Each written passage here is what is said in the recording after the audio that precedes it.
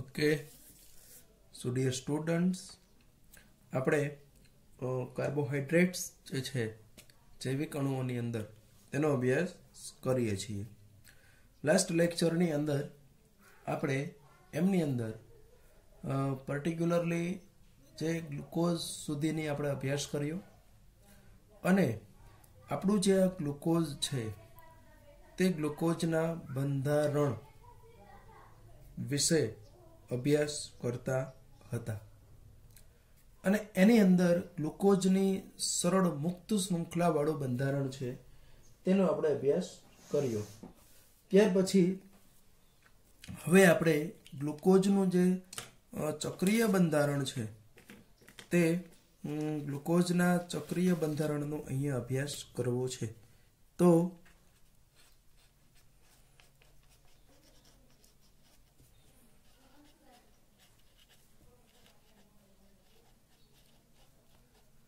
પહેલો પ્રશ્ન તો એ આવે છે કે ભાઈ આપણે ગ્લુકોઝનું બંધારણની સાબિતી તો આપી દીધી છે, તો અહીંયા એનું ચક્રીય બંધારણ સાબિત કરવાની ફરી પાછી જરૂરિયાત ઊભી શું થઈ છે? તો એવી ઘણી બધી રાસાયણિક પ્રક્રિયાઓ જે છે કે જે રાસાયણિક પ્રક્રિયાઓ આ વસ્તુને આપણે અવગણીશું, બરાબર? આ તો આગળનું છે તે રહી ગયું છે આની અંદર. તો આપણી ઘણી બધી એવી રાસાયણિક પ્રક્રિયાઓ છે કે જે આપણને ગ્લુકોઝના બંધારણને એટલે કે ગ્લુકોઝનું જે આપણે મુક્ત શૃંખલાવાળું બંધારણ જોયું તે બંધારણ આ રાસાયણિક પ્રક્રિયાઓ છે તે સમજાવી શકતી નથી. તો અહીંયા આપણે એવી પ્રક્રિયાઓની જો વાત કરીએ તો પહેલી પ્રક્રિયા સોડિયમ બાયસલ્ફાઇડ સાથેની. તો આપણે આગળના ચેપ્ટર્સ જે ભણ્યા આલ્ડીહાઇડ વાળું છે તેની અંદર આપણે જોઈ ગયા છીએ કે ભાઈ જો આલ્ડીહાઇડ સમૂહ હાજર હોય તો સોડિયમ બાયસલ્ફાઇડ સાથે તે પ્રક્રિયા આપવો જોઈએ અને એની યોગશીલ નિપજ આપતો હોવો જોઈએ.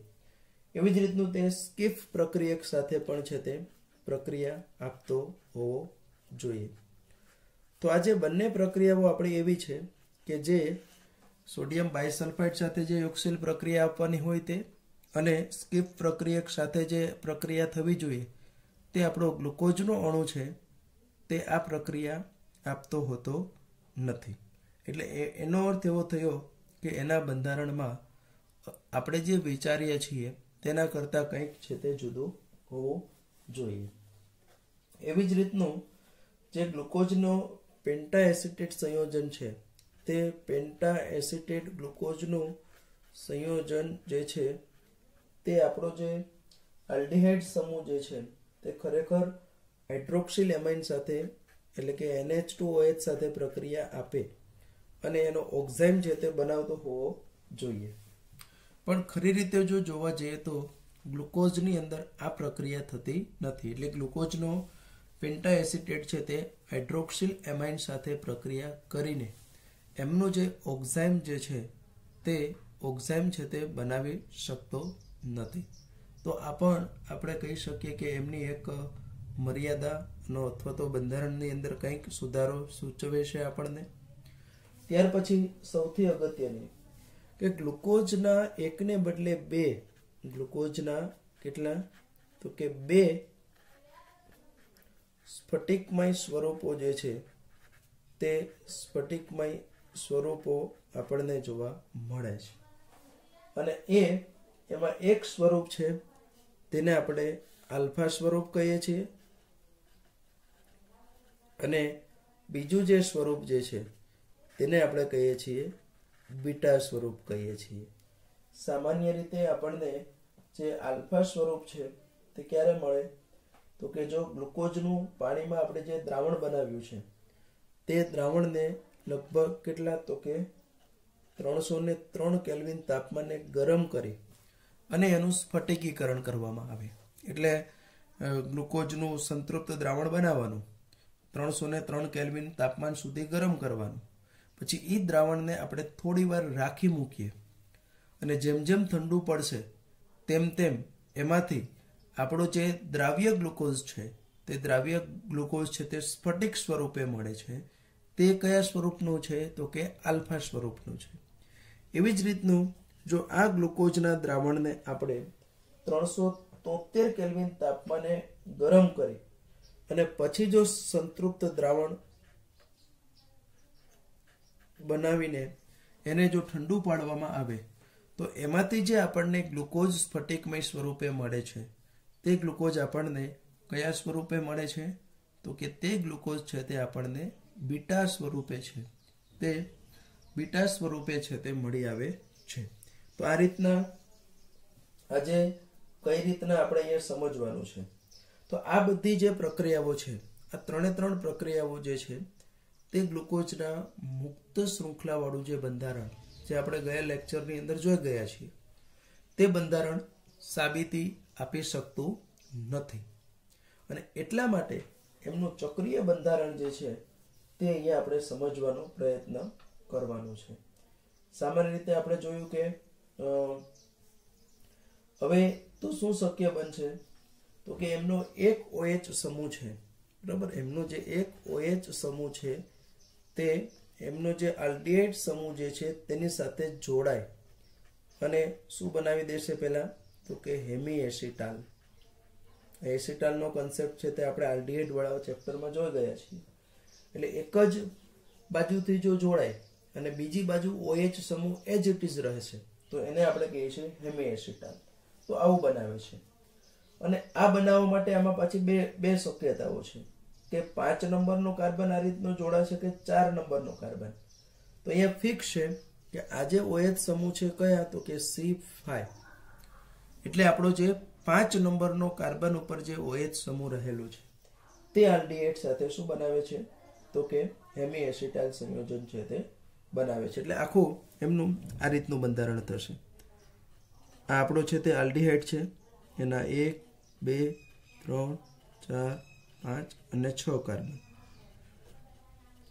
એમાં અહીંયા H, અહીંયા OH, આ H, OH, OH, H,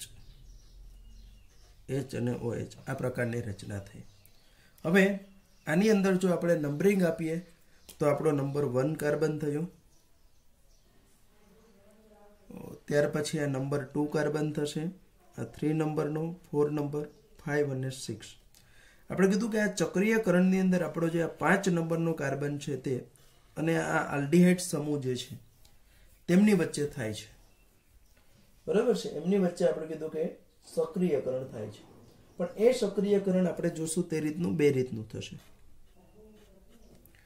એક આપણું છે તે આ રીતનું થશે કે જેમાં 1 2 3 4 5 અને 6 એમાં આ આપણો 5 નંબરનો કાર્બન છે. બાકીના કાર્બન આપણા એઝ ઇટ ઇઝ રહેશે, પણ આ જે પહેલા નંબરનો કાર્બન છે તેની વચ્ચે અહીંયા આ એક ઓક્સિજન મેં દીધો. આ રીતનું ચક્રીયકરણ થાય એ બરાબર છે, પણ આ ચક્રીયકરણમાં હજી આખું આપણે એને દર્શાવવું હોય તો આ રીતનું દર્શાવીશું. એમાં આ બાજુ છે તે જો આપણો OH રહેશે અને આ બાજુ છે તે H રહેશે. આ એક શક્યતા થઈ. થોડુંક અહીંયા મારું સ્ટ્રક્ચર બગડી ગયું છે, આ બાજુ વ્યવસ્થિત આપણે ડ્રો કરીએ એટલે ખ્યાલ આવી જશે. આ એક શક્યતા છે, અને બીજી શક્યતાની અંદર જો આપણે જોવા જઈશું તો આ કાર્બન જોડે કેટલા? તો કે 1 2 3 4 5 અને 6. આ H, OH, H, OH. અને અહીંયા જે આ ચક્રીય રચના થઈ એની અંદર આપણે આ જે આપણો ઓક્સિજન હતો તે ઓક્સિજન અહીંયા ચક્રીયકરણ પામ્યો. ખરેખર તો આને આપણે લેક્ટમ પ્રકારની રચના થઈ, લેક્ટોન, ચક્રીય એસ્ટર જેવું થઈ ગયું છે. અને એની અંદર છે તે હવે અહીંયા જે OH આ બાજુ હતો એમાં અહીંયા બદલાશે. ચક્રીયકરણ બાદ આવી 2 શક્યતાઓ આપણને મળે છે, બરાબર. આ ખૂબ જ અગત્યની વસ્તુ છે કે ચક્રીયકરણ બાદ અહીંયા 2 શક્યતાઓ મળે છે કે 1 નંબરનો કાર્બન જે છે તે 1 નંબરના કાર્બન સાથે જે H અને OH જોડાયેલો છે, તે H અને OH જોડાયેલો છે તેનું સાપેક્ષ સ્થાન જે છે તે સાપેક્ષ સ્થાન કઈ રીતનું હશે તે અહીંયા દર્શાવવાનું છે.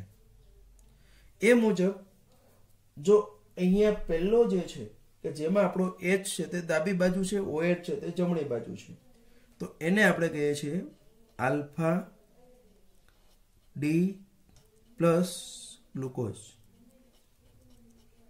અને અહીંયા એના કરતાં ઊંધું છે, OH આપણું ડાબી બાજુ છે, H જમણી બાજુ છે, તો આને આપણે કહીએ છીએ બીટા ડી પ્લસ ગ્લુકોઝ. બરાબર, આને આપણે કહીશું બીટા ડી પ્લસ ગ્લુકોઝ. તો અહીંયા આપણને બે સમઘટકો મળ્યા, એક આલ્ફા ડી પ્લસ ગ્લુકોઝ અને બીટા ડી પ્લસ ગ્લુકોઝ. બીજી અહીંયા એક અગત્યની વસ્તુ છે કે આ બંને પ્રકારના જે બંધારણો છે તે બંને પ્રકારના બંધારણોમાં તમે એક વસ્તુ જોઈ શકો છો કે બાકી બધા એટલે કે બીજો, ત્રીજો, ચોથો, પાંચમો અને છઠ્ઠા કાર્બન સુધીની એની જે સંરચના છે તે બંનેમાં આલ્ફા અને બીટા આ બંનેની અંદર છે તે સમાન પ્રકારની સંરચના છે. બરાબર, આ બંનેની અંદર છે તે સમાન પ્રકારની સંરચના છે. કયા કાર્બન ઉપર? તો કે 2, 3, 4, 5 અને 6 ઉપર. 2, 3, 4, 5 અને 6. જો H, OH, OH, H. પણ માત્ર જે આપણો આ 1 નંબરનો જે કાર્બન છે તે 1 નંબરના કાર્બન ઉપર જે છે તે એની સંરચના કેવી છે? જુદી જુદી છે. અને એ રચના જુદી જુદી હોવાથી 1 નંબરનો જે આ કાર્બન જે છે આપણો, આ કાર્બનને આપણે કહીએ છીએ, એ કાર્બનને આપણે શું કહીએ છીએ? તો કે એનોમેરિક કાર્બન.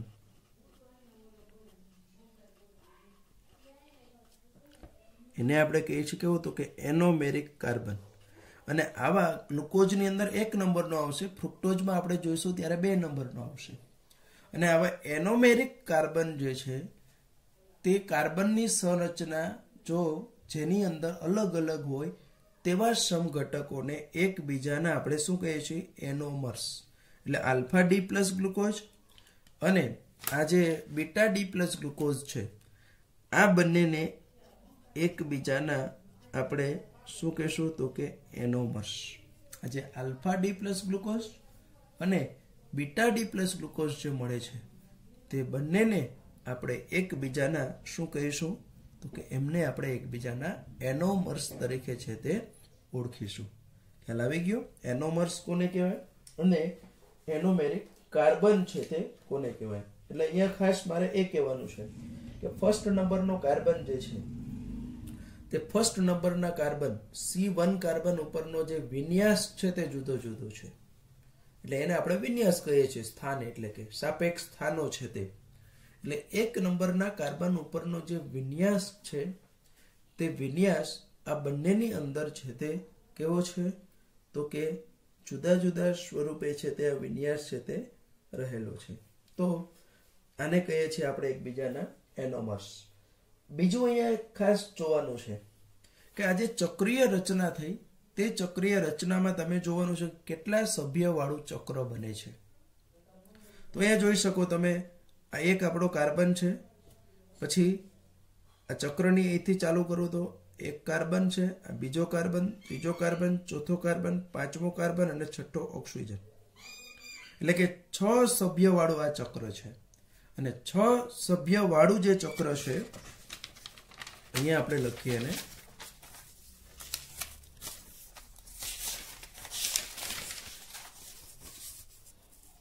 આપણું જે આ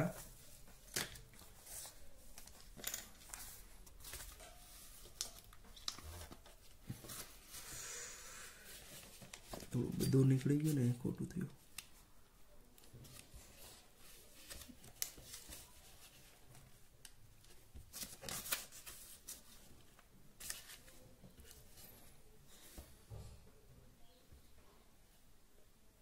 આઈ થિંક ઓકે. તો આજે 6 સભ્યવાળું જે આપણું ચક્ર થયું કે જેમાં એક કાર્બન એક ઓક્સિજન, અને 5 કાર્બન, એટલે આ પ્રકારનું આપણે કહી શકીએ આ ચક્ર થયું, જેમાં એક આ ઓક્સિજન છે, બીજા 1 2 3 4 અને 5. અને આને આપણે કહીએ છીએ કેમિસ્ટ્રીમાં, આપણે આને કહીએ છીએ પાયરેન. તો આ પાયરેન પ્રકારનું ચક્ર હોવાથી આપણે એવું કહી શકીએ ગ્લુકોઝના ચક્રીય બંધારણમાં કેવું આવેલું છે? પાયરેનેજ. પાયરેનેજ ચક્ર જે છે તે આવેલું છે તેવું આપણે કહી શકીએ. બીજું છે તે ફ્યુરેનોઝ ચક્ર છે. પણ અહીંયા આપણે કહી શકીએ ગ્લુકોઝના બંધારણની અંદર કયું આવેલું છે? તો કે એના બંધારણની અંદર આપણે સ્પષ્ટ કહી શકીએ છીએ કે પાયરેનોઝ ચક્ર છે. આગળ આપણે જોશું કે 4 કાર્બન અને 1 ઓક્સિજન હોય એટલે કે 5 મેમ્બર રિંગ હોય તો આપણને આ 6 સભ્યવાળી છે, જેમાં 5 કાર્બન પ્લસ 1 ઓક્સિજન છે. બરાબર. તો આ 6 સભ્યવાળી જે ચક્ર છે જેને આપણે કહીએ છીએ પાયરેનોઝ ચક્ર જે છે તે આવેલું છે પાયરેન પ્રકારનું. અને આ પ્રકારનું ચક્ર એની અંદર આવેલું હોવાને લીધે આપણે એને છે તે શું કહીશું? તો કે આવેલું છે. હવે આને આપણે જે આગળ આપણે જે રચના દર્શાવી હતી તે રચના આપણે એનું બંધારણ જે છે તે જુદી રીતે મારે જો દર્શાવવું હોય તો આવર્ત બંધારણ. બરાબર. આ આપણું જે બંધારણ હતું અહીંયા હું ડ્રો કરી દઉં છું એટલે ખ્યાલ આવશે તમને કે આ 1 2 3 4 5 અને 6.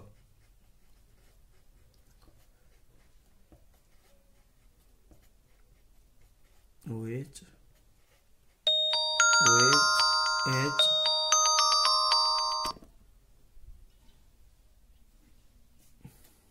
H OH અને અરે યાર અહીંયા આ રીતનું છે. બરાબર છે. અને આ બાજુ ધારો કે H અને OH હું લઈશ તો H અને OH મેં લીધું છે એટલે આ આપણું કયું થયું? તો કે આલ્ફા ડી પ્લસ ગ્લુકોઝ. જો અહીંયા પાછું હું કહી દઉં આલ્ફા ડી પ્લસ ગ્લુકોઝ. અહીંયા આલ્ફા છે તે એના એનોમેરિક કાર્બન ઉપર H અને OH નું સાપેક્ષ સ્થાન. આ ડી છે તે આપણને શું દર્શાવે છે? તો કે એના છેલ્લા અસમ કાર્બન ઉપર H અને OH નો વિન્યાસ. અને પ્લસ નિશાની જે છે તે આપણે એનું શું દર્શાવે છે? તો કે પ્લસ નિશાની છે તે એમનું છે તે ખાસ કરીને આપણે કહી શકીએ કે પ્રકાશ ક્રિયાશીલતા માટે એનું જે વિશિષ્ટ પરિભ્રમણ કઈ દિશામાં થાય છે. બરાબર છે. ધ્રુવીભૂત પ્રકાશના તલનું કોણાવર્તન છે તે કઈ દિશામાં કરશે તે આપણે આમની મદદથી છે તે દર્શાવી શકીશું. હવે આ બંધારણ છે તે બંધારણને મારે આવાર્થમાં રૂપાંતરિત કરવું હતું. ખૂબ જ સરળ છે, સમજી લ્યો કઈ રીતનું થશે તે. અહીંયા હું નંબર આપી દઉં 1 2 3 4 5 અને 6. તો આ પહેલા તો આપણને ખબર છે કે 5 મેમ્બર રિંગ 6 મેમ્બર ચક્ર છે આપણું. તો 6 મેમ્બર વાળું છે એટલે હું એને જો બરાબર સમજો આ રીતનું દર્શાવી દીધું.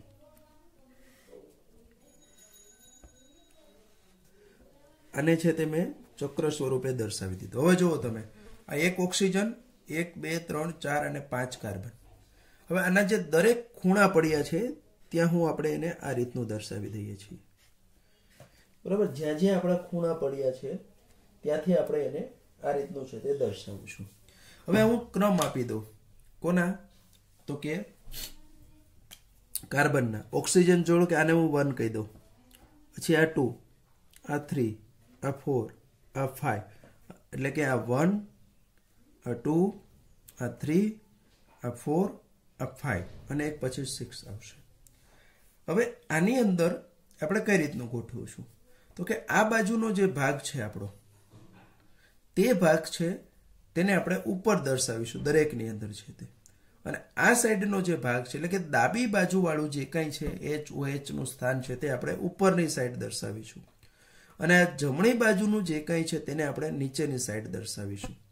એટલે કે સમજી લ્યો અહીંયા તમે જો 1 નંબરના કાર્બનથી ચાલુ કરીએ HOH તો H અહીંયા ઉપર, અહીંયા OH.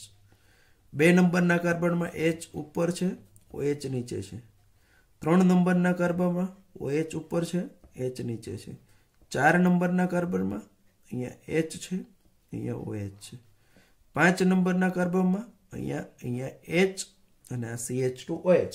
પણ જ્યારે આ વર્ટિકલ પોઝિશન થઈ CH2OH ની, તો વર્ટિકલ પોઝિશન એટલે કે સીધી લાઈનમાં હોય એને પહેલા હંમેશા છે તે આપણે ક્યાં દર્શાવવાનું? ઉપર દર્શાવીશું. અને જે બાકી રહી ગયું છે એને આપણે હવે નીચે દર્શાવીશું. તો આ પ્રકારનું આ છે તે હાવાર્થ બંધારણ થયું. પણ એ હાવાર્થ બંધારણ થયું કોનું? એકચ્યુઅલી તે આમનું જ થયું. એટલે આ પણ આલ્ફા ડી પ્લસ ગ્લુકોઝ છે, આને પણ આપણે શું કહેશું? તો કે આલ્ફા ડી પ્લસ ગ્લુકોઝ તરીકે જ છે તે ઓળખવાનું રહેશે. ચલો આપણે એવી જ રીતનું same beta D plus glucose છે તેનું હાવાર્થ બંધારણ ડ્રો કરવાનો પ્રયત્ન કરીએ. તો આપણે જાણીએ છીએ તે મુજબ 6 કાર્બન 1 2 3 4 5 અને 6. 6 ઉપર CH2OH, અહીંયા H OH OH HOH અને જે કંઈ જુદું છે તે અહીંયા છે OH અને H. હવે હું એ દરેકને નંબરિંગ આપી દઉં. 1 2 3 4 5 અને 6. હવે અહીંયા પણ આપણે કીધું કે પાયરેનોજ ચક્ર જ આવેલું છે. પાયરેનોજ એટલે કે આપણું કયું હતું કે 6 membered ring including 1 oxygen and remaining 5 carbons. તો આ પ્રકારનું ચક્ર એટલે આવું જ થશે. તો એને હું સૌપ્રથમ અહીંયા ડ્રો કરી દઉં એને રૂપાંતરિત કરવા માટે. ઓક્સિજનને પહેલા જ દર્શાવી દઈશું. થોડુંક વ્યવસ્થિત આપણે ડ્રો કરવાનો પ્રયત્ન કરીએ. માપ સાઈઝ જો વ્યવસ્થિત નીકળે તો આમ થાય. હવે જે દરેક ખૂણાઓ છે ત્યાં આપણે એક આવી રીતની સરસ મજાની સીધી સાદી સરળ લીટી ડ્રો કરી દઈએ. આ સરસ મજાની સીધી સાદી સરળ જે લીટી ડ્રો કરેલી છે એના ઉપર હવે આપણે HOH મૂકવાનું છે. પણ એમની પહેલા આપણે અહીંયા નંબરિંગ આપી દઈએ.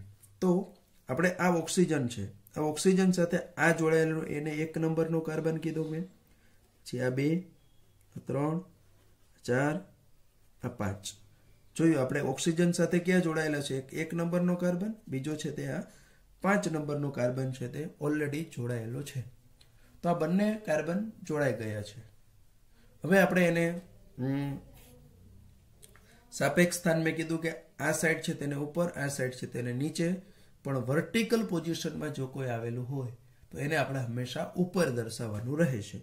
તો એ મુજબ આપણે 1 નંબરના કાર્બનથી સ્ટાર્ટ કરીએ. તો શું થશે? તો કે 1 નંબર ઉપર એટલે OH H, 2 નંબરમાં H OH, 3 નંબરમાં OH H, 4 નંબરમાં H OH, 5 નંબરમાં વર્ટિકલ છે તે ઉપર CH2OH અને H. બરાબર, CH2OH અને H. તો આ રીતનું આપણે એનું આ પણ છે તે હાવાર્થ બંધારણ. પણ આ જે હતું તે આપણે કેનું હતું? આ છે આપણે તે beta D plus glucose. Beta એટલે આપણે કીધું કે જે 1 નંબરનો એનોમેરિક કાર્બન છે તે 1 નંબરના એનોમેરિક કાર્બન ઉપરનો જે વિન્યાસ છે તે વિન્યાસ અહીંયા કેવો હશે? તો કે જુદો હશે. એટલે આપણે એને બીટા ડી પ્લસ ગ્લુકોઝ કહીએ છીએ. ડી એટલે કે છેલ્લા નંબરનો કાર્બનનો વિન્યાસ, પ્લસ એટલે આપણે કીધું કે ડેક્સ્ટ્રો રોટેટરી છે. તો આ આપણે અહીંયા ગ્લુકોઝ છે તે ગ્લુકોઝનું ચક્રીય બંધારણ છે તે સમજવા માટેનો પ્રયત્ન છે તે કર્યો. ખાસ કરીને એક વસ્તુ અહીંયા આપણને આપેલી નથી પણ હું કહી દઉં છું કે આજે આપણું આલ્ફા ડી પ્લસ ગ્લુકોઝ અને બીટા ડી પ્લસ ગ્લુકોઝ છે તેના વિશિષ્ટ પરિભ્રમણો છે તે પણ કેવા હોય? તો કે જુદા જુદા હોય છે. એટલે કે એકનું છે તે આલ્ફાનું સામાન્ય રીતે કેટલું હશે એ કહી દઉં છું જરી. આલ્ફા છે તેનું આપણે +119 હોય છે અને જે બીટા છે એમનું લગભગ છે તે +39 જેવું છે. આનું સંતુલન ઘટીને 52.5 થાય અને આનું છે તે વધીને 52.5 થાય. આ સંતુલિત જે ગ્લુકોઝ હોય તે સંતુલિત ગ્લુકોઝનું શું છે આપણને આપેલું છે તે એમનું વિશિષ્ટ પરિભ્રમણ છે. આલ્ફાનું આટલું હોય, બીટાનું લગભગ બહુ એપ્રોક્સિમેટલી મને યાદ નથી આટલું છે, પણ આ સંતુલિત 52.5 ડિગ્રી છે તે આપણને જોવા મળશે. ત્યાર પછી હવે આપણે વાત કરવા જઈ રહ્યા છીએ ફ્રુક્ટોઝની. ગ્લુકોઝની વાત કરી, ત્યાર પછી ફ્રુક્ટોઝની વાત કરીએ. આમ તો ગ્લુકોઝ અને ફ્રુક્ટોઝ બંનેનું અણુસૂત્ર સરખું છે, સાથે સાથે તે પણ બંને હેક્ઝોઝ પણ છે, પરંતુ ફરક એટલું છે કે ગ્લુકોઝ છે તે આપણો આલ્ડોહેક્ઝોઝ છે, જ્યારે ફ્રુક્ટોઝ જે છે તે આપણો કેવો છે તો કે તે આપણો કીટો હેક્ઝોઝ છે. બરાબર છે. ગ્લુકોઝ છે તે આપણો આલ્ડોહેક્ઝોઝ છે અને ફ્રુક્ટોઝ જે છે તે આપણો કીટોહેક્ઝોઝ છે. અને કીટોન તમને ખબર છે તે પણ આપણને કઈ રીતનો મળે છે તો કે તે હંમેશા વચ્ચે જ હોય છે. બરાબર છે, એટલે કે તે છેડા ઉપર નથી હોતો. બીજું એક અગત્યની વસ્તુ છે કે આપણને ફ્રુક્ટોઝ કઈ રીતનો મળે તો ઓલરેડી આગળ આપણે ભણી ગયા છીએ કે જ્યારે આપણે ડાયસેકેરાઇડ સુક્રોઝ છે તે ડાયસેકેરાઇડ સુક્રોઝનું જ્યારે આપણે જળ વિભાજન કરીએ એસિડિક માધ્યમમાં છે ત્યારે છે તે એમાંથી આપણને ગ્લુકોઝ અને ફ્રુક્ટોઝ બંને મળે છે. પણ એક છે તે આલ્ડોહેક્ઝોઝ છે, બીજો છે તે આપણો કેવો છે તો કે કીટોહેક્ઝોઝ છે. આ ફ્રુક્ટોઝ ખાસ કરીને કુદરતી ફળો, મધ અને ઘણા બધા શાકભાજી છે એમાંથી મળી આવે છે. હવે આપણે કીધું કે અણુસૂત્ર તો C6H12 છે, એટલે આપણે અહીંયા બીજી કોઈ સાબિતી આપવાને બદલે ડાયરેક્ટ જ આપણે એના બંધારણ છે તે ગ્લુકોઝ જેવું છે તેવું કલ્પી લઈએ. માત્ર ફર્સ્ટ 1 અને 2 નંબરનો કાર્બન છે ત્યાં જ ફરક હશે, એટલે કે 1 નંબરના કાર્બન ઉપર આપણું CH2OH હશે. કીટોન હંમેશા આપણે કીધું કે વચ્ચે એટલે 2 નંબરના કાર્બન ઉપર હશે. 1 2 3 4 5 અને આ 6 છેડા ઉપર તો આવું જ હશે. જે વચ્ચેના 4 કાર્બન છે તે વચ્ચેના 4 કાર્બનની વિન્યાસ છે તે કોના જેવો હશે તો કે તે 4 કાર્બનનો વિન્યાસ છે તે ગ્લુકોઝ જેવો હશે. બરાબર, it is similar two glucose. અને એ વિન્યાસ જો ગ્લુકોઝ જેવો હશે તો એની અંદર આપણે એના બંધારણ છે તેનો અભ્યાસ વિશેષ કરતા નથી. બીજી એક વસ્તુ, ફ્રુક્ટોઝ આપણે જેમ ગ્લુકોઝ છે તે ડી હતો તેમ ફ્રુક્ટોઝ પણ આપણે જોઈ શકીએ કે આ આપણો અસમ કાર્બન આ 3 એની અંદર છે. તો એ 3 અસમ કાર્બનમાંથી જે છેલ્લો 1 2 ને 3 છેલ્લો અસમ કાર્બન જો તેમાં H તમારો ડાબી બાજુ, OH જમણી બાજુ છે. તો OH જમણી બાજુ હોય તો આપણે એને ડી કહીએ છીએ. હવે ગ્લુકોઝ પણ આપણો ડી જ સમઘટક હતો, પરંતુ ગ્લુકોઝ છે તે ધ્રુવીભૂત પ્રકાશના તલનું કોણાવર્તન જમણી બાજુ કરતો હતો, ઘડિયાળના કાંટાની દિશામાં કરતો હતો, જ્યારે ફ્રુક્ટોઝના જલીય દ્રાવણ છે તે ધ્રુવીભૂત પ્રકાશના તલનું કોણાવર્તન જે છે તે કોણાવર્તન કઈ દિશામાં કરે છે? ડાબી બાજુ કરે છે, અથવા તો આપણે કહી શકીએ કે ઘડિયાળના કાંટાની વિરુદ્ધ દિશામાં કરે છે. એટલે આપણે કહીએ તે કેવો છે તો કે લીવો, ઇટ ઇઝ લીવો રોટેટરી છે. એટલે કે ડી અને આપણે કહીએ છીએ ડી માઇનસ ફ્રુક્ટોઝ. બરાબર, એને આપણે શું કહેશું તો કે ડી માઇનસ ફ્રુક્ટોઝ. તો આ આપણો જે ડી માઇનસ ફ્રુક્ટોઝ જે છે તે ડી એટલે તો ખ્યાલ આવી ગયો, માઇનસ એટલે તમે સમજી ગયા છો કે તે દક્ષિણ ભ્રમણીય નહીં પણ કેવો છે તો કે વામભ્રમણીય છે। આ રીતનું છે।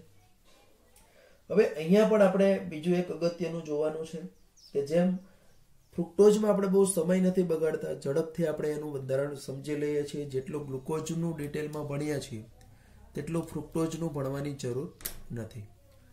જેમ આપણે કીધું કે ગ્લુકોઝની ઘણી બધી પ્રક્રિયાઓ છે તેના મુક્ત શૃંખલા ઉપરથી ના સમજાવી શક્યા, એટલે આપણે ફાઇનલી એવું માની લીધું કે એનું ચક્રીય બંધારણ હશે।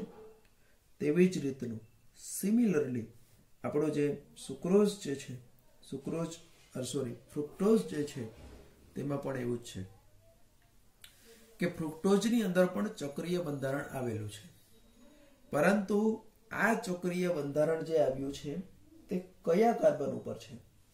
તો કે તેની અંદર છે તે 2 નંબરનો કાર્બન, એકચ્યુઅલી અહીંયા આપણો 2 નંબરનો કાર્બન એનોમેરિક કાર્બન ગણાશે, તે 2 નંબરના કાર્બન ઉપર, અને બીજું છે તે આપણને ક્યાં જોવા મળશે? તો કે એક 2 નંબરના કાર્બન ઉપર હશે અને બીજું છે તે આપણા 5 નંબરનું, એટલે કે એક તો અહીંથી ચક્રની શરૂઆત થાય અને 5, તો 1 2 3 4 4 એની અંદર છે તે કાર્બન આવ્યા છે અને એક એની અંદર ઓક્સિજન આવ્યો છે, એટલે કે 4 ને 1 5 મેમ્બર રિંગ આવ્યો છે। અને 5 મેમ્બર રિંગ એટલે તમે જાણો છો કે આ એટલે કે ફ્યુરાન કહેવાય છે। 5 મેમ્બર રિંગ ઇન્ક્લુડિંગ 1 ઓક્સિજન, કે જેમાં 1 2 3 4 કાર્બન છે અને એક ઓક્સિજન છે, એટલે આપણે એને શું કહી દીધું? ફ્યુરાન। તો આ પ્રકારની રિંગ છે તે ફ્રુક્ટોઝમાં આવેલી છે, એટલે એની અંદર છે તે કેવું આવેલું છે?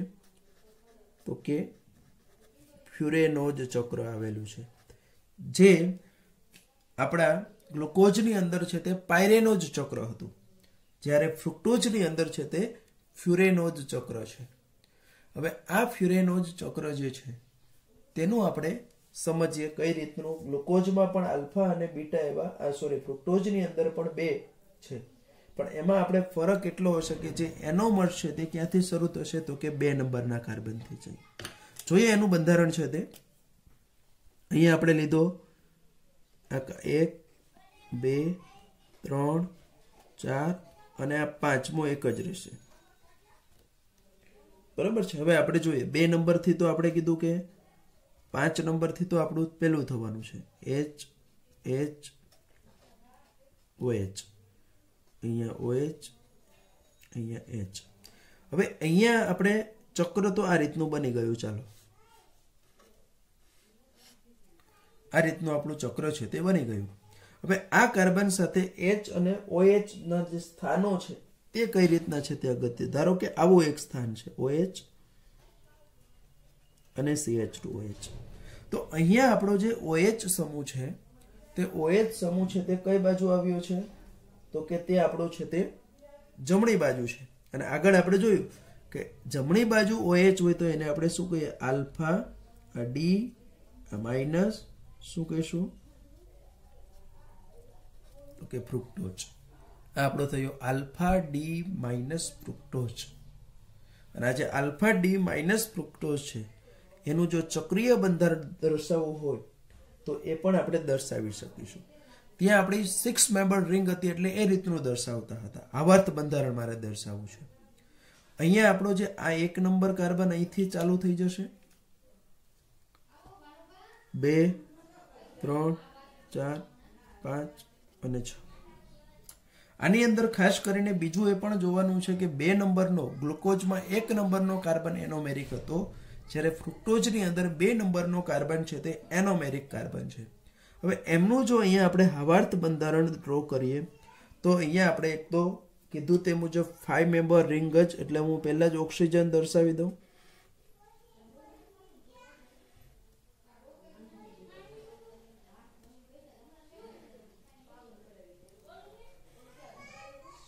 ઓકે, હવે જે આમાં ખૂણાઓ છે ત્યાં બધી આપણે પહેલાની જેમ જ લાઈન ડ્રો કરી દઈશું।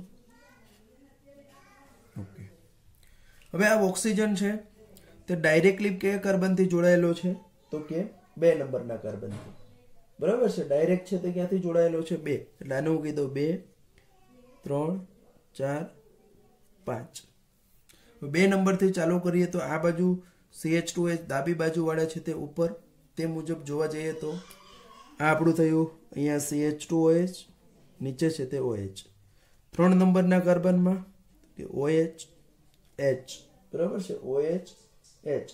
4 નંબરના કાર્બનમાં તો કે HOH. 5 નંબરના કાર્બનમાં પણ એમાં આપણે આગળ કીધું છે તે રીતનું આ છે તે વર્ટિકલ છે, આ હોરિઝોન્ટલ છે. એટલે વર્ટિકલ જે છે તેને ઉપર હંમેશા લખીશું, હોરિઝોન્ટલ છે તેને આપણે ક્યાં લખવાનું રહેશે તો કે નીચે લખીશું. તો આ પણ આલ્ફા ડી પ્લસ ફ્રુક્ટોઝ છે, આ પણ એ છે આલ્ફા ડી માઇનસ ફ્રુક્ટોઝ, પણ આ આપણું કયું છે તો કે આવાર્થ બંધારણ છે. બરાબર, આ આપણું છે તે કયું બંધારણ આવેલું છે તો કે આવાર્થ બંધારણ છે. હવે આ જ વસ્તુ છે તેને આપણે બીટા ડી પ્લસ ગ્લુકોઝના સંદર્ભમાં સમજીએ, બીટા ડી માઇનસ ફ્રુક્ટોઝના સંદર્ભમાં. તો અહીંયા આપણું જે બંધારણ જે છે એની અંદર આપણે કોઈ ફેરફાર લગભગ થશે જ નહીં. માત્ર આપણે એની અંદર જુઓ તમે કેટલા કાર્બન તો કે 1 2 3 4 અને આ 5, એટલે CH2OH, આ H, આ HOH, આ OH H, અને 1 નંબરના કાર્બન ઉપર આપણને આ રીતની જે છે તે ચક્રીય રચના જે છે તે ચક્રીય રચના છે તે જોવા મળશે.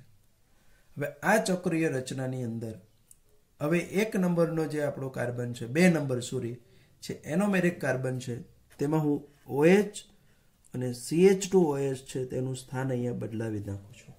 બરાબર છે, એમનું બંનેનું સ્થાન છે તે અહીંયા ચેન્જ થઈ જશે. તો એ મુજબ નંબરિંગ આપું તો 1 નંબર, 2 નંબર, 3 4 5 અને 6. આ 1 નંબર છે તે સોરી અહીંયા છે તે પાછું હું કહી દઉં, ગ્લુકોઝમાં 1 નંબરનો કાર્બન છે તે એનોમેરિક કાર્બન હતો, ફ્રુક્ટોઝની અંદર 2 નંબરનો કાર્બન છે તે એનોમેરિક કાર્બન છે, અને એમાં OH સમૂહ છે તે ડાબી બાજુ આવેલું છે. એટલે આપણે એને કહીશું બીટા ડી માઇનસ ફ્રુક્ટોઝ. હવે એને આપણે આવાર્થ બંધારણમાં રૂપાંતરિત કરવું છે. તો આવાર્થ બંધારણમાં અહીંયા આપણે કીધું કે ઓક્સિજન લઈ લઈએ, પછી એની અંદર છે તે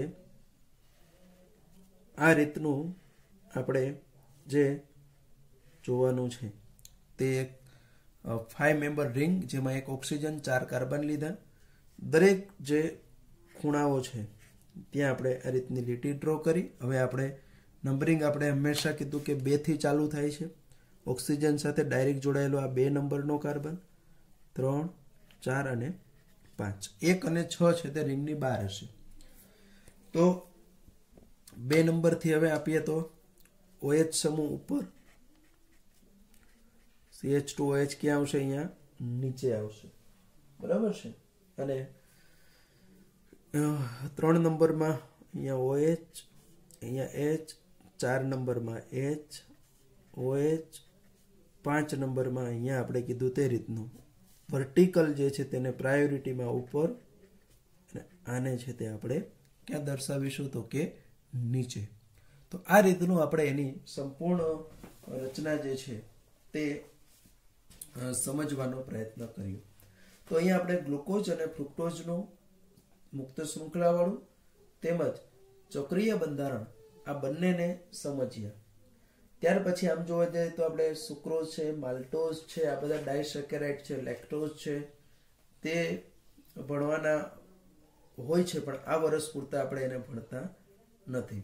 એવી જ રીતનું પોલિસેકેરાઇડમાં ખાસ કરીને 2 આપણા સ્ટાર્ચ અને સેલ્યુલોઝ તે પણ અગત્યના છે, પણ એને પણ અત્યારે આપણે સ્કીપ કરીએ છીએ. ત્યાર પછી આપણે જોઈશું પ્રોટીન સંયોજનો. બરાબર છે, પ્રોટીન સંયોજનો તેને આપણે અહીંયા ધ્યાનમાં લેવાના છે, મીન્સ અત્યારે આપણે સિલેબસની અંદર રાખેલા છે. તો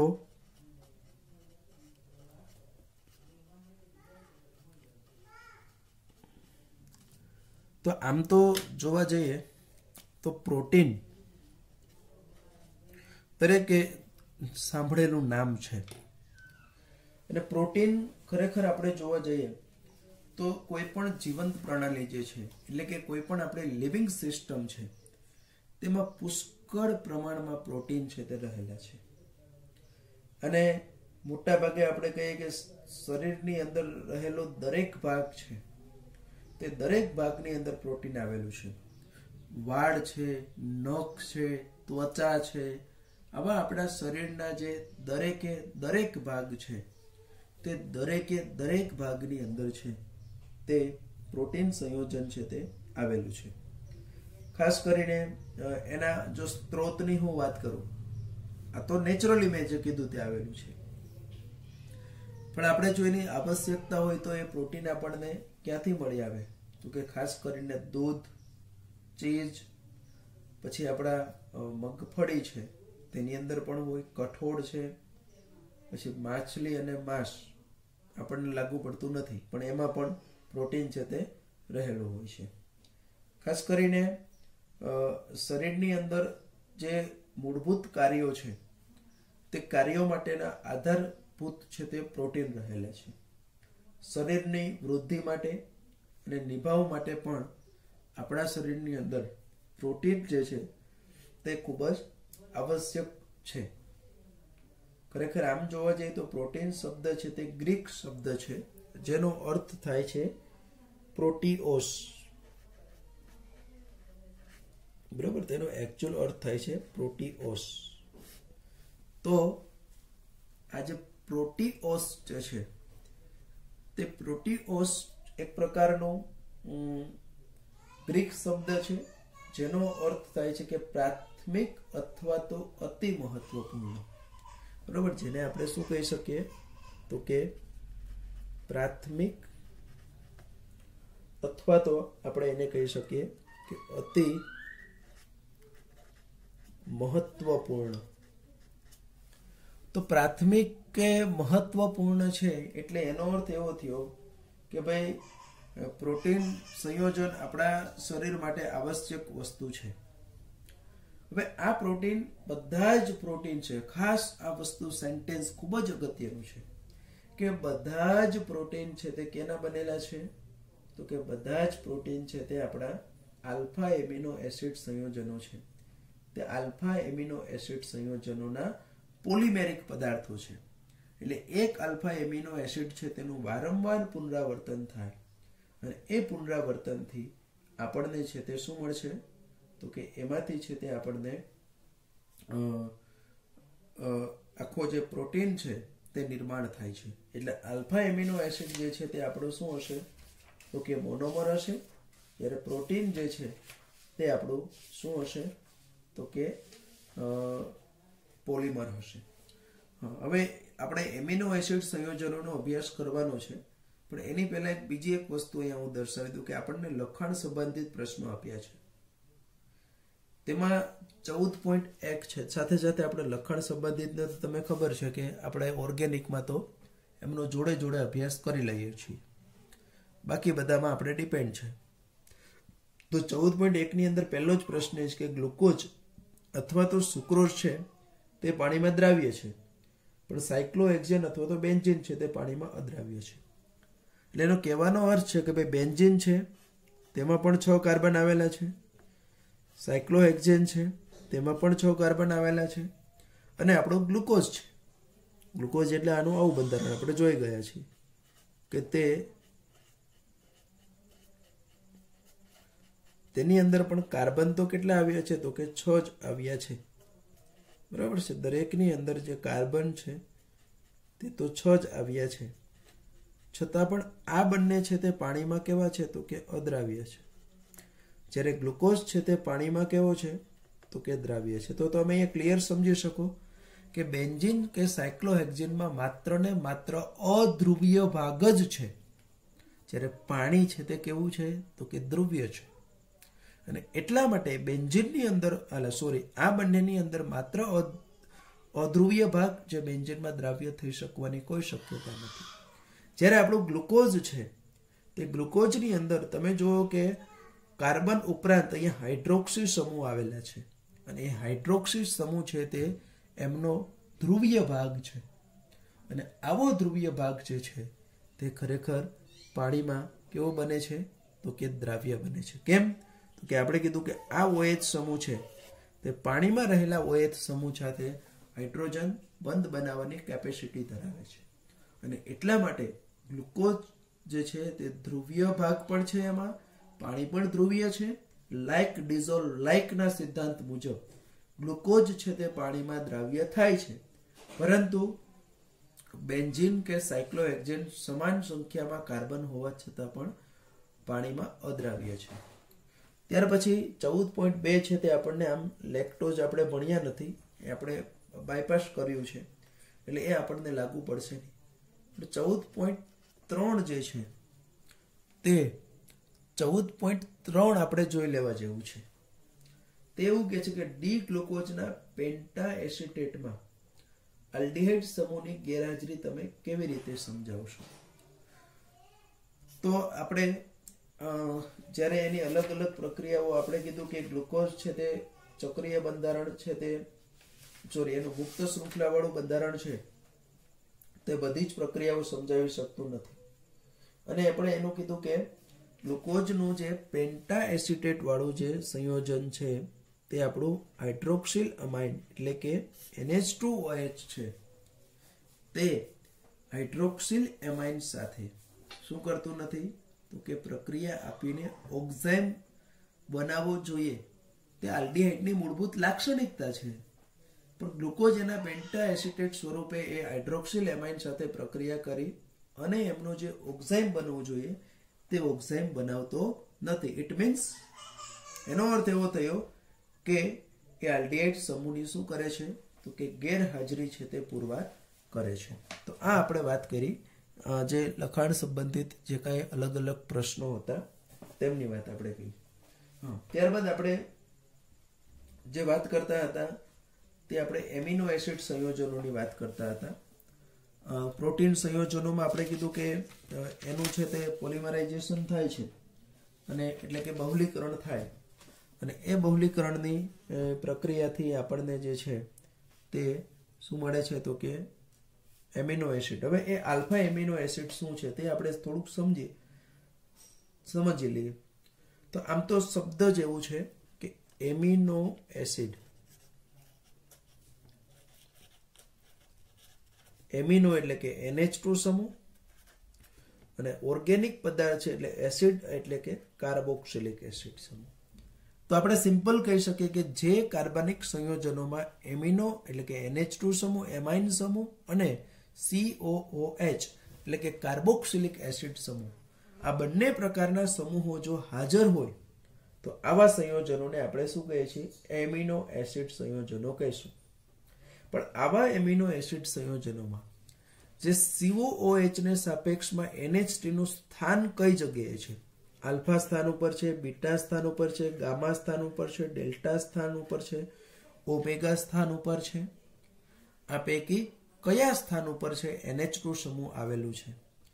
તેને આધારે આપણે એને ફરી પાછા alpha amino acid, beta amino acid, gamma amino acid, delta amino acid, omega amino acid એવું નામ આપીએ છીએ. હું અહીંયા ખૂબ જ સરળ ઉદાહરણ લઉં છું. ધારો કે અહીંયા આપણી પાસે R CH COOH અને અહીંયા હું લઈ લઉં NH2. તો તમને ખબર છે કે કાર્બોક્સિલિક એસિડની બાજુવાળો કાર્બનને આલ્ફા કહેવાય, એના પછી હોય તો બીટા, એમ કન્ટિન્યુ કહી. તો અહીંયા આપણો જે એમાઇન સમૂહ જે છે તે એમાઇન સમૂહ છે તે કયા સ્થાન ઉપર આવી ગયો છે તો કે આલ્ફા. એટલે આને આપણે કહેશું હવે આલ્ફા એમિનો એસિડ. સિમ્પલ વસ્તુ થઈ ગઈ, બરાબર છે. પહેલા આપણે ખાલી એમિનો એસિડ કોણે કીધું? પહેલા તો પ્રોટીન એમિનો એસિડ આવ્યો ક્યાંથી તો કે પ્રોટીનથી, કે એમિનો એસિડના પોલિમરાઇઝેશનથી પ્રોટીન બને છે. તો પહેલા આપણે પ્રોટીનને સમજવું હોય તો એમિનો એસિડને સમજવા પડે. તો એમિનો એસિડને સમજવા માટે આપણે કીધું કે જેમાં NH2 અને COOH આ બંને આવ્યા હોય તેને આપણે એમિનો એસિડ કીધા. પણ એમાં પાછું આપણે પેટા પ્રકારમાં કીધું કે આલ્ફા, બીટા, ગામા, કે COOH ની સાપેક્ષમાં NH2 સમૂહનું સ્થાન ક્યાં છે તે સ્થાન ઉપરથી આપણે એને આલ્ફા એમિનો એસિડ, આલ્ફા સ્થાન ઉપર છે એટલા માટે આપણે એને આલ્ફા એમિનો એસિડ કીધા છે. બીટા સ્થાન ઉપર હોય. તો આપણે જે ભણવાના છે તે માત્ર ને માત્ર કેવા, તો કે આલ્ફા એમિનો એસિડનો અભ્યાસ કરવાનો છે. ખાસ કરીને એના જે નામ છે તે એના રૂઢિગત નામ, પ્રચલિત નામ છે તેને આધારે આપવામાં આવેલા છે, અથવા તો ઘણી વખત છે તેનો સ્ત્રોત, એટલે જે તે આલ્ફા એમિનો એસિડ આપણને ક્યાંથી મળે છે તેને આધારે એના નામ આપવામાં આવે છે. દાખલા તરીકે પહેલું જ એટલે ગ્લાયસિન, બરાબર. અહીંયા હું આર તરીકે એચ લઉં એટલે માત્ર આવું હોય, CH2 NH2COH, આ પહેલું જ એમિનો એસિડ છે તે એટલે ગ્લાયસિન. તો આ ગ્લાયસિન નામ ક્યાંથી આવ્યું? તો કે ગ્લાયસિન સ્વાદની અંદર મીઠું છે, બરાબર. સ્વાદની અંદર મીઠું હોય એટલે મીઠા સ્વાદે હોય એને ગ્રીક શબ્દમાં ગ્લાયકોસ, ગ્રીકમાં એને શું કહે છે? તો કે ગ્લાયકોસ. તો એના ઉપરથી એનું નામ શું આપી દીધું? તો કે ગ્લાયસિન. એવી જ રીતનું જે ટાયરોસિન બીજું એક એમિનો એસિડ છે તે સૌપ્રથમ ચીજમાંથી મળ્યું હતું, બરાબર. ટાયરોસિન જે છે તે ટાયરોસિન આપણને સૌપ્રથમ ચીજમાંથી મળ્યું હતું, અને તે ચીજમાંથી મળ્યું હતું એટલે ચીજને ગ્રીકની અંદર કહેવાય છે ટાયરોસ. તો એનું નામ શું આપી દીધું આપણને? ટાયરોસિન. તો આ રીતનું આપણે કીધું કે એને આપણે ક્યાંથી મળી આવે છે તેને આધારે એના ત્રિઅક્ષરી નામ પણ, દાખલા તરીકે ગ્લાયસિન હોય તો એને GLY થી દર્શાવીએ, એલેનાઇન હોય તો એને ALA, વેલિન હોય તો એને VAL, એવા પ્રથમ 3 અક્ષર, અથવા તો એને એક અક્ષર એટલે GAV એવા આ રીતનું પણ દર્શાવી શકીએ છીએ. પણ એ આપણા માટે બહુ એટલું ઇમ્પોર્ટન્ટ નથી, એટલે હું એમાં બહુ સમય અત્યારે આપતો નથી, બરાબર. આ બધી જુદા જુદા 20 પ્રકારના એમિનો એસિડ છે તે અહીંયા લિસ્ટેડ કરેલા છે, પણ આપણે એની બહુ એટલી મને આવશ્યકતા આપણા બોર્ડના લેવલ ઉપર બહુ લાગતી નથી. હવે પછીના લેક્ચરની અંદર આપણે એમિનો એસિડનું વર્ગીકરણ જોઈ લેશું, અને સાથે સાથે જે આપણા કહી શકીએ કે પ્રોટીનનું પૂરું કરશું, અને બીજું તો કંઈ નથી, માત્ર ન્યુક્લિક એસિડ. એટલે હું માનું ત્યાં સુધી એકાદ લેક્ચરની અંદર પૂરું થવાની શક્યતા રહેશે. ઓકે, તો આજને આપણે છે તે અહીંયા સુધીનું છે તે રાખીએ છીએ.